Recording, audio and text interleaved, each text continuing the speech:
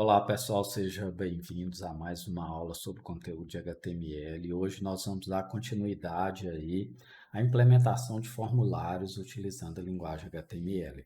Na última aula eu mostrei para vocês como implementa um formulário de login, utilizando aí os elementos básicos para isso. Aí na aula de hoje eu criei aqui mais uma pasta, criei um arquivo aqui com o nome cadastro de usuário.html, onde tem essa estrutura, né? Isso aqui é o esqueleto do arquivo.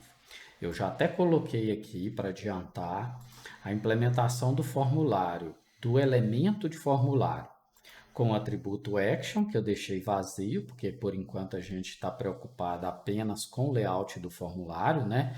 Esse formulário ele não vai ter nenhuma ação. E deixei aqui como padrão o método post, né? Por se tratar do envio de dados de um determinado usuário. A gente viu nas duas últimas aulas essa diferença do get e do post na hora de implementar. E como que é o comportamento, né, de envio, como que é o mecanismo de envio utilizando o get e utilizando o push. Então, nós vamos implementar aqui, a ideia é termos um formulário de cadastro, né? Tendo mais ou menos essa estrutura aqui, ó, né? Só para vocês terem uma noção de como vai ficar o nosso formulário. Então, vamos lá, né? Vamos implementar o nosso primeiro formulário aqui mais completo. Então, primeiro eu vou colocar aqui um label. Eu não vou preencher por enquanto esse atributo for do label, vou deixar isso para depois. Onde aqui nós vamos ter um ID, vou pôr um BR para quebrar a linha, né? E logo abaixo eu vou implementar aqui uma input text. O name eu vou colocar aqui ID ou txt ID, né? Geralmente eu gosto de usar esse prefixo para identificar qual que é o tipo do campo que a gente vai enviar. Aí eu vou colocar aqui dois BRs. E logo abaixo eu vou colocar mais um label, onde eu vou pedir o nome do usuário e vou colocar mais uma input text aqui. Por padrão, as inputs criadas já são textos, tá? Vou definir aqui o name, txt nome. Vou colocar que esse campo é requerido, ou seja, ele é um campo obrigatório. Vou definir o autofocus para esse campo nome. E vou colocar um placeholder, informe o nome. Aí eu vou voltar aqui e vou mostrar para vocês. O atributo required, ele define que um campo é obrigatório, que é requerido. O autofocus, ele já vai carregar a página e o cursor do mouse já estará dentro dessa caixa de texto, dessa input. E o placeholder, ele define aqui um informativo, né? Um informativo para o usuário, pedindo para o usuário informar aqui o nome, tá? Quando o usuário começar a digitar, essa informação desaparece. É só um rótulo que a gente cria aqui. Então, eu vou voltar aqui e vou continuar a implementação do nosso formulário. Depois do nome, eu vou colocar o nome do usuário em si, né? O username que a gente chama. Uma coisa é o nome da pessoa, outra coisa é o nome do usuário, tá?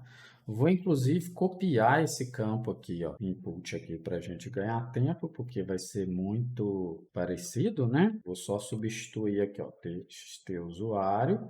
Não vai ter autofocus, né? O autofocus a gente coloca só no primeiro campo que a gente deseja que o cursor já aparece nele. Informe o usuário, né? Vou colocar dessa forma aqui. Vou copiar isso aqui e vou colar embaixo. Agora a gente vai ficar fazendo isso aqui. Aí eu vou colocar aqui o e-mail. Aliás, vou colocar primeiro a senha. Vou colocar aqui a senha, txt senha, e o tipo para a senha vai ser password, não text, tá? E aí eu vou colocar aqui informe a senha. Eu vou fazer a mesma coisa para o e-mail. Então, vou pedir o e-mail. O tipo vai ser e-mail em vez de text. Então, existe o tipo password, existe o tipo e-mail, e aí eu vou mudar o name para txt e-mail. E aqui eu vou pedir para informar o e-mail do usuário, tá? Depois do e-mail, eu vou pedir para informar data de nascimento, né? Então, vai ser um campo date, tá? Não vai ser text, vai ser date. E aí aqui vai ser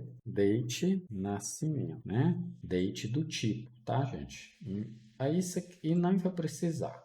nesse campo aqui ele não vai precisar, tá? Ele vai continuar aqui como requerido, mas aí eu vou mostrar para vocês por que que não vai precisar. Vou dar um F5 aqui. Aí isso aqui, por enquanto, é o nosso formulário que está sendo construído, ó. Aí o campo date, ele já abre esse calendário aqui para você visualizar, né, e só escolher a data. Então, o usuário não precisa ficar digitando, né? Basta ele escolher aqui os meses, o ano, e aí a data já vem nesse formato. O campo password, ó, já oculta os dados, como a gente viu inclusive na última aula. E aí, quando eu carrego a página, ó, se eu clicar aqui no refresh, observe que o cursor já ficou no nome, né? Já pisca aqui no nome, porque isso é um campo que está com o atributo AutoFocus habilitado aqui.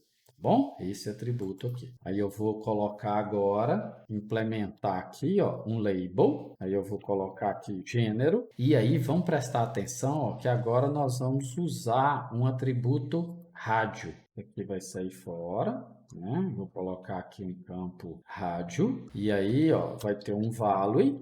Eu vou colocar aqui um value F. E vai ficar aqui, ó, feminino. O que que é esse campo rádio? É uma opção que o usuário só vai clicar. Então, vai ser esse tipo de opção aqui, ó, onde o usuário vai clicar em uma das opções, né? Então, basta eu fazer o quê? Vou repetir isso aqui agora para 3, ó. Aí eu vou colocar aqui M de masculino e vou colocar aqui um O de outro. O que que é interessante a gente observar? Então, vai ter esse formato aqui, ó. O usuário só pode escolher uma única opção. Então, o nome tem que ser igual, tá, gente? O nome tem que ser igual. O que que é enviado para o servidor? Vai ser enviado esse value aqui, ó. Isso aqui é só um rótulo do que aparece para o usuário.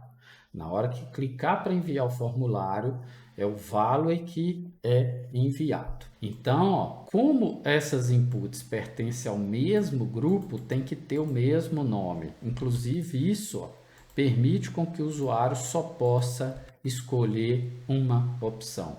Se eu trocar o nome aqui, ó, vou pôr aqui nomes diferentes, ele vai permitir o usuário escolher mais de um, o que não é um comportamento padrão para input do tipo rádio. Então, nós vamos encerrar esse vídeo aqui e na próxima aula a gente dá continuidade à implementação do formulário. Um grande abraço e até a próxima aula.